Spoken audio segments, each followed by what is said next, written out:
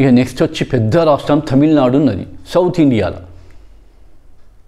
ఇదే Lok Poll survey south ఇండియాలో మిగతా రాష్ట్రాలలో ఎట్లా ఉన్నది. తమిళనాడులో మొత్తం టోటల్ వచ్చి 39 పార్లమెంటు సీట్లు ఉన్నాయి. ఈ 39 పార్లమెంట్ సీట్లల్లో ఇండియా అలయన్స్ డిఎంకే తోటి అలయన్స్ ఉన్నది. అక్కడ ఇండియా అలయన్స్ 34 నుంచి 30 సీట్స్ గెలుస్తాయి. అంటే దాదాపుగా sweep out Tamil Nadu. India alliance Congress DMK కలిసి ఉన్నది. స్టాలిన్. నెక్స్ట్ వచ్చి ఏఐడిఎంకే జయలలిత పార్టీ 1 to 3 చూపిస్తాను. 1 to 3 అసలు బీజేపీ ఏఐడిఎంకే తోటి అలయన్స్లో ఉండే ఆ అలయన్స్ కూడా ఏదో బెడిసికొట్టింది. తమిళనాడు బీజేపీ అధ్యక్షుడు అన్నామలై ఏఐడిఎంకే లీడర్ల మీద ఒక కామెంట్ చేసిండు.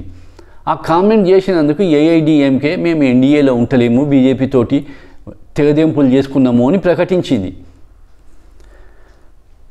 నెక్స్ట్ వచ్చి ఎన్డీఏ అంటే బీజేపీ 0 to 1 వాళ్ళకు చూపించే సీట్ల సంఖ్య, అదర్స్కి ఒక 1 చూపిస్తాను.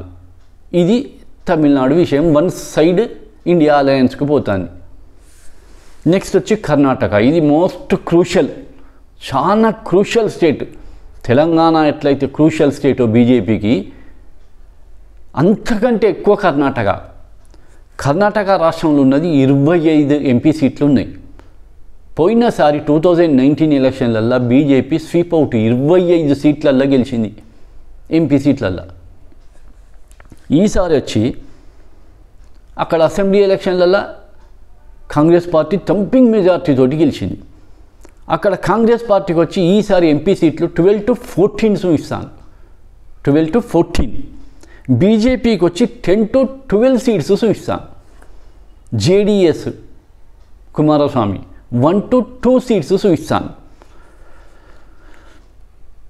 కాకపోతే ఏంటంటే సేమ్ ఇక్కడ కూడా ఏంది అంటే తెలంగాణలో కాంగ్రెస్ పార్టీ మొన్న అసెంబ్లీ ఎలక్షన్లలో వచ్చిన మెజార్టీ కంటే కర్ణాటకలో కాంగ్రెస్ పార్టీకి అసెంబ్లీ ఎలక్షన్లలో ఇంకా ఎక్కువ మెజార్టీతోటి, థంపింగ్ మెజార్టీతోటి వచ్చింది. కాబట్టి అక్కడ ఎంపీ సీట్లు ఇంకా కూడా ఎక్కువ గెలవాలి. అక్కడ బీజేపీకి 10 to 12 వస్తానంటే అక్కడ కాంగ్రెస్ లీడర్లు ఫెయిల్ అయినట్టే లెక్క. ఓన్లీ 12 to 14 చూపిస్తాను 28 సీట్లలో కాంగ్రెస్ పార్టీకి. అంటే ఇది ఓన్లీ సర్వే మాత్రమే, ఇదే కంపల్సరీ రావన్నని ఏం మాత్రం లేదు. మారిపోతాయి, 1 వీక్లో మారిపోతాయి రాజకీయాలు. 12 to 14 సీట్లు కనుక వస్తే అక్కడ కాంగ్రెస్ లీడర్లు ఫెయిల్యూర్ అయినట్టే. ఎందుకంటే థంపింగ్ మెజార్టీతోటి గెలిచింది కాబట్టి వాళ్ళు కష్టపడితే స్వీప్ అవుట్ చేయొచ్చు, అట్లున్నది పరిస్థితి అక్కడ. ఇక కేరళ రాష్ట్రం వచ్చి కమ్యూనిస్టులు. కేరళలో 20 పార్లమెంటు స్థానాలు ఉన్నాయి. 20 పార్లమెంటు స్థానాలలో ఇండియా అలయన్స్ వచ్చి 18 to 20 గెలుస్తాయి. ఎన్డీఏకు అంటే బీజేపీకి వచ్చి 0 to 1. అంటే అక్కడ communist party India alliance complete sweep చేసేస్తాను. ఇక నెక్స్ట్ వచ్చి ఇప్పుడు ఇవి అయిపోయినాయి కదా, రాష్ట్రాలు అయిపోయినాయి, సౌత్ ఇండియాలో ఉన్న స్టేట్స్ అయిపోయినాయి. ఇప్పుడు వచ్చి యూటీలు, యూనియన్ టెరిటరీస్. వీటిల్లో ఎట్లా అంటే 3 ఉన్నాయి యూటీస్ సౌత్ ఇండియాలో. పాండిచ్చేరి ఒకటి, అండమాన్ నికోబార్ ఒకటి, లక్షద్వీప్ ఒకటి. ఈ మూడిట్లా కలిసి 3 ఎంపీ సీట్లు వస్తాయి. ఈ మూడిట్లా కలిసి 3 ఎంపీ సీట్లు ఉన్నాయి. వీటిల్లో ఇండియా అలయన్స్కి వచ్చి 1 to 2 వస్తాయి, బీజేపీకి వచ్చి 0 to 1 వస్తాయి. టోటల్ సీట్స్ వచ్చి 132 ఇప్పుడు వీళ్ళు చూపించింది సౌత్ ఇండియాలో. ఇండియా అలయన్స్కు 84 వస్తాయి, ఎన్డీఏకి వచ్చి 18 సీట్లలో గెలుస్తాను.